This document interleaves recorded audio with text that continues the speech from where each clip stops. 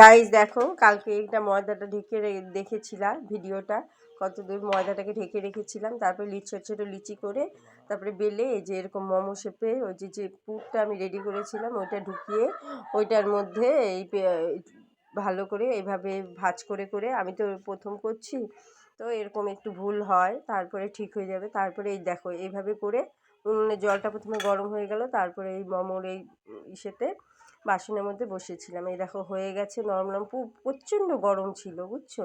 তোমার দাদা খেতে চাইছিল তো গরম, এত গরম ধরতে পারছি না, তাও কোনো রকম ধরছি, ধরে যাই হোক নিলাম। তারপরে এই যে মোমোর চাটনিটা করছিলাম, যা টেস্টি না। তারপর আবার কয়েকটা বলছে ফ্রাই মোমো খাবে। কি খাচ্ছ? মোমো। বাবা এত চাটনি, ঝাল চাটনি। কি কি মোমো খাচ্ছ? ভেজ মোমো। এটা কি ফ্রাই মোমো নাকি? ফ্রাই মোমো, হেভি টেস্ট, ভেজাল ছাড়া, বাড়ির মোমো।